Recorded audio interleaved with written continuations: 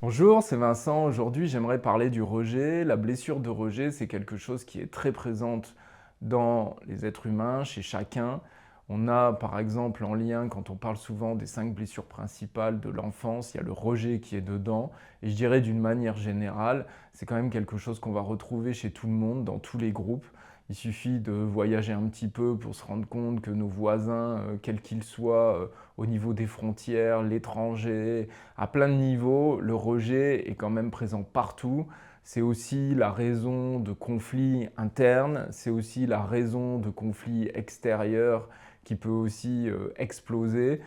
Donc, le rejet, c'est quelque chose qui est important pour une évolution individuelle et aussi collective.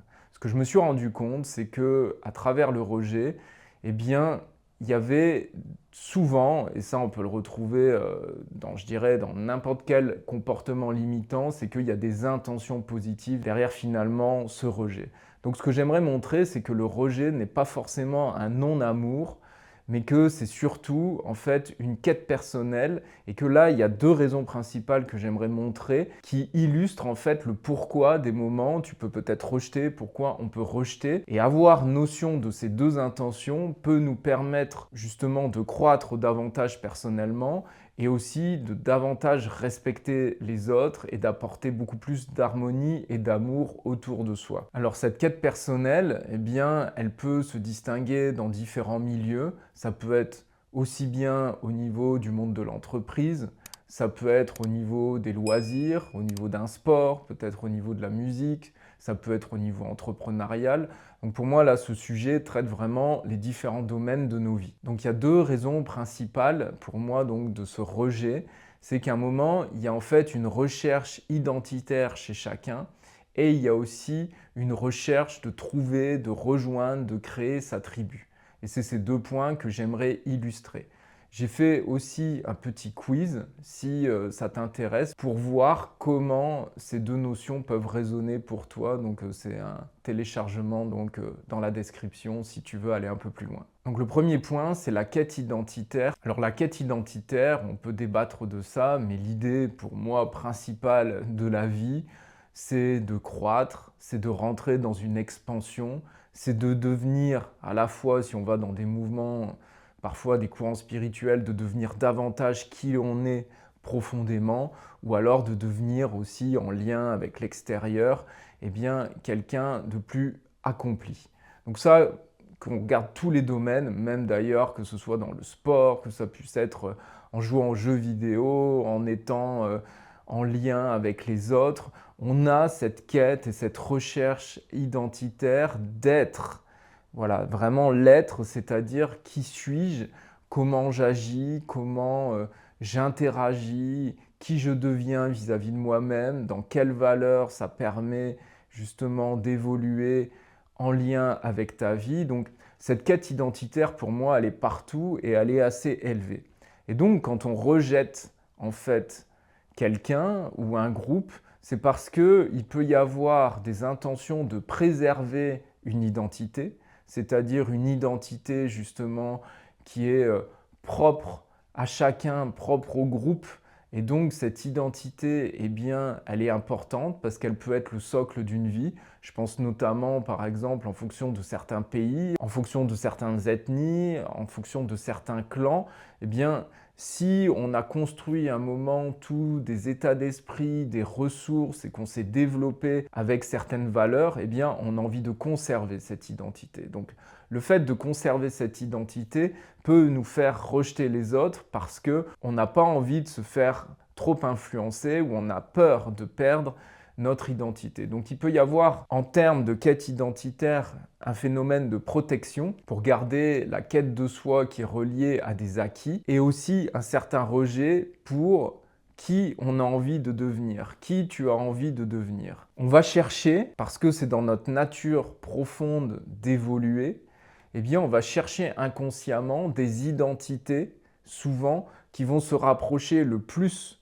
de nous, le plus de toi, dans ta version peut-être présente, et là c'est aussi conserver donc cette intention d'identité, mais aussi et surtout de chercher des personnes qui sont en développement, qui sont en croissance, vers lesquelles tu peux t'inspirer. Je parle souvent des mentors, justement. J'en avais fait une vidéo où on va chercher justement à vraiment trouver des personnes qui sont un petit peu plus élevées que nous en termes identitaires, vers lesquelles on va pouvoir progresser. Et ça, c'est quelque chose de normal. Que ce soit dans n'importe quel monde, dans n'importe quel niveau, quand on a besoin d'apprendre, de se déployer, de croître, de rentrer dans une expansion, eh bien, on a besoin d'avoir des rencontres, des personnes qui vont nous épauler à passer certains paliers. Donc en fait, dans cette quête identitaire souvent qui devient totale, eh bien, on va rejeter les autres parce que finalement, ils ne correspondent pas à nos schémas présents et surtout futurs, ce à quoi tu aspires, ce à quoi on aspire. Et ce phénomène, il est important parce que dans cette quête identitaire, c'est de voir finalement quand on dit « Ah non, mais cette personne, elle est comme ci, cette personne, elle est comme ça, ce groupe, il est comme ça, non mais c'est pas possible »,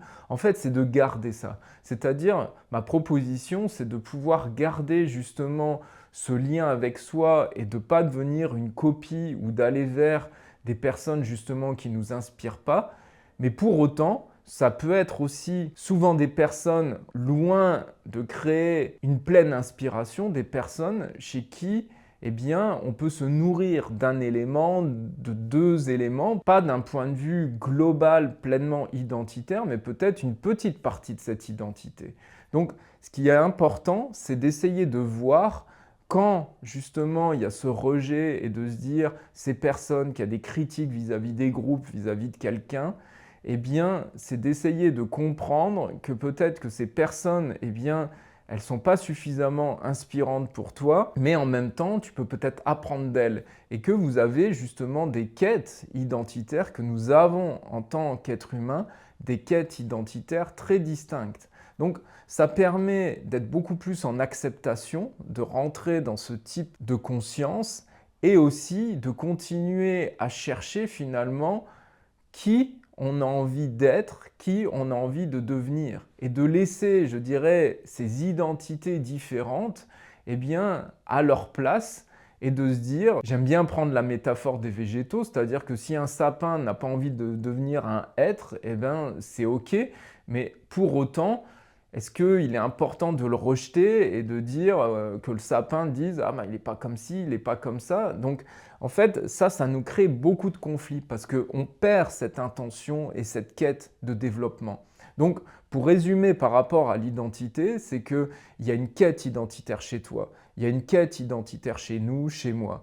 Et l'important, ça va être de voir qui peut-être nous cherchons, qui nous donne envie de nous déployer et de maintenir cette quête et cette recherche, mais de bien comprendre que ça n'a rien à voir vraiment par rapport aux autres, ça a plutôt à voir avec toi, avec moi, avec nous, dans ce sens de je cherche à être quelqu'un de particulier. Et donc, ma suggestion, c'est de continuer à rechercher d'une certaine manière cet idéal, d'être exigeant par rapport à ça, mais d'être respectueux et de voir que justement, on a des quêtes parfois identitaires très différentes, mais pour autant, on peut peut-être se nourrir des uns et des autres sans forcément appartenir au même groupe, au même clan, aux mêmes ressources sur le moyen terme et le long terme, mais peut-être que à court terme, ça peut être vraiment nourrissant et important. Et donc le deuxième lien qui est directement relié à cette quête identitaire aussi, c'est que on cherche notre tribu. Surtout en Occident, où il y a un démantèlement des structures sociétales. Si on prend par exemple la culture d'entreprise, avant, on pouvait rester des années et des années dans une entreprise. On pouvait faire partie d'une tribu au niveau de l'entreprise, peut-être avec ses collègues, les autres employés. Aujourd'hui, il y a vraiment ce côté électron libre. Pareil au niveau de la famille. Il y a quand même de plus en plus de familles un peu plus éclatées, il y a moins ce clan de famille. Et donc, il y a quelque chose pour moi qui est très positif derrière ça, c'est parce qu'il y a vraiment ce cheminement d'individuation personnelle, de chercher vraiment à devenir qui vraiment on est et d'avoir beaucoup plus de liberté. Mais ça n'empêche que dans nos besoins humains, eh bien, on a besoin à la fois d'être seul d'une certaine manière, mais aussi d'être un collectif. On a vraiment ces deux parties. Si on est constamment en collectif, on va souffrir parce qu'on a besoin de notre partie individuelle.